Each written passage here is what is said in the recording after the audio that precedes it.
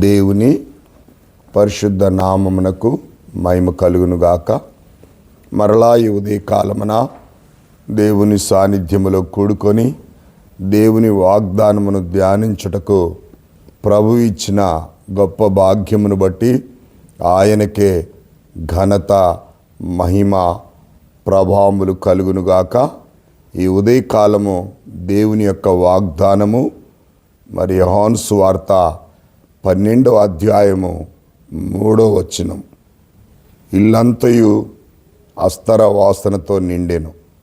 అవును ప్రియులారా, నిజంగా దేవుని యొక్క వాక్యాన్ని మనం గమనించినప్పుడు అనేక సార్లు దేవుని మాటలు చాలా ఆశ్చర్యకరమైన మాటలు.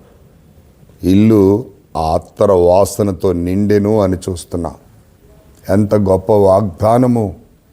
ఎందుకు ఆ ఇల్లు అత్తర వాసనతో నిండింది అని మనము గ్రహించినట్లయితే ఆ 12వ అధ్యాయంలో మనం జ్ఞాపకం చేసుకుంటే, మరి యేసు ప్రభుల వారు బేతనీయకు పస్కా పండగకు 6 దినములు ముందుగా అక్కడికి వచ్చినప్పుడు అక్కడ వారు ఆయనకు విందు చేసిరి.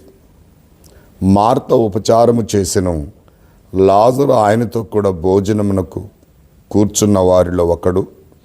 అప్పుడు మరియా మిక్కిలి వెలగల జటామాంసి అత్తరు ఒక సేరున్నర ఎత్తు తీసుకొని యేసు పాదములకు పూసి తల వెంట్రుకలతో ఆయన పాదములను తుడిచెను.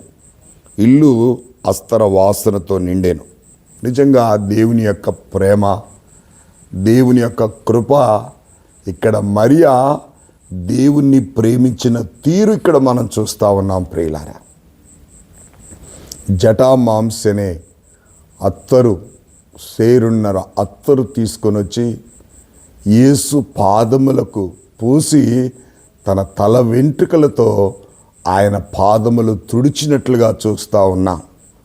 అక్కడ ఉన్నటువంటి వారందరూ, మరి ముఖ్యంగా ఇస్కరియోతు యోధా దేవుని యొక్క సన్నిధిలో పేదల మీద, బీదల మీద ప్రేమ ఉండి చెప్పలే.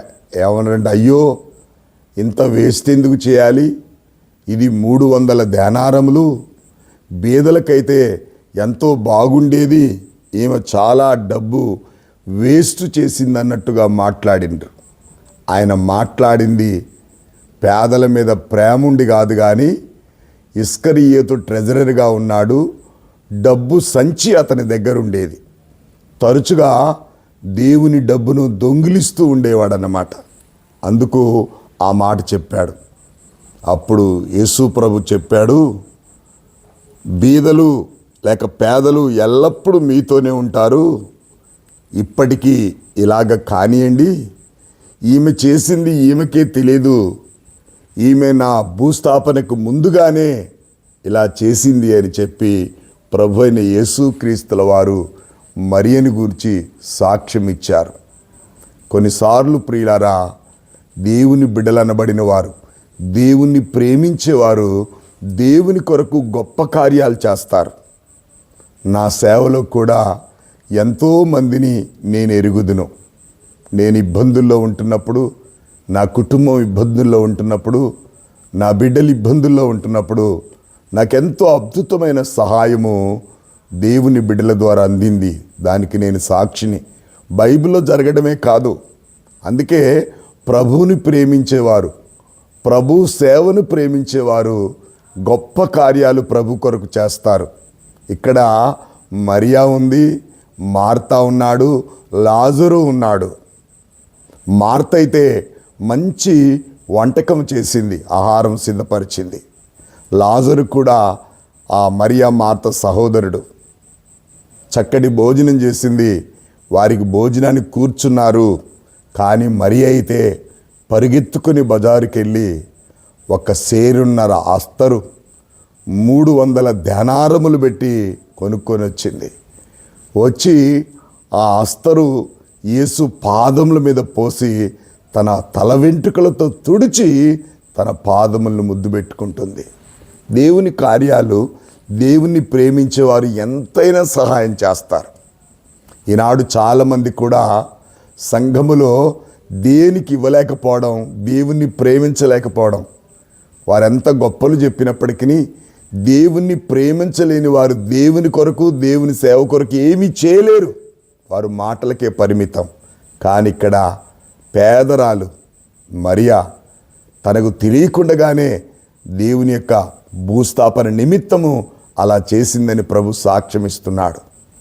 కానీ ఇస్కరియోతు యోధైతే డబ్బుకు ఆశపడి, డబ్బు సంచి తన దగ్గర ఉంటుంది, దినదినం దొంగిలించవచ్చు అని చెప్పాడు. కానీ పేదల మీద ప్రేమ ఉండి చెప్పలేదు.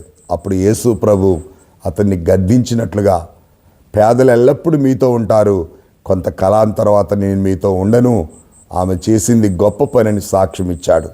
కనుక ఈ ఉదయకాలన వాగ్దానం ఏంటంటే, ఇల్లంతా అత్తర సువాసనతో నిండెను. అవును ప్రియులారా, దేవుని సువాసన మన ఇల్లంతా నిండే విధంగా మనం దేవుని ప్రేమించే వారంగా నోటి మాటలతో కాదు, క్రియారూపంగా జరిగించి ప్రభు సన్నిధిలో ముందుకు సాగుదాం. అట్టి కృప దేవుడు మనకు అనుగ్రహించునుగాక. పరిశుద్ధుడు అయిన మా తండ్రి, కృపగలిగిన మా యేసయ్య, మేము మార్తని గురించి, మరియని గురించి, లాజరు గురించి వింటూ వస్తున్నాం. అయ్యా, మరియ నీ కొరకు గొప్ప కార్యం చేసింది. తనకు తెలియకుండానే విస్తారంగా నిన్ను ప్రేమించి నీ పాదములకు అస్తరు పోసిన ఆయన తన తల వెంట్రుకలతో తుడిచి నీ పాదములు ముద్దు పెట్టుకుంది. ఆమె నీ భూస్థాపన నిమిత్తం చేసిందని మీరు సాక్ష్యం ఇచ్చారు. అందును బట్టి మీ కృతజ్ఞతాస్తుతులు, స్తోత్రములు చెల్లిస్తున్నాం ప్రభా. నీ ప్రేమ గొప్పది, నీ దయ గొప్పది, నీ కనికరం గొప్పది ప్రభా. నిన్ను ప్రేమించువారు నాయనా భూమి మీద ఎంతో వరిదిల్లుతారని మీరు సెలవిచ్చారు తండ్రి. మరి చేసిన పని కొరకు స్తోత్రాలు.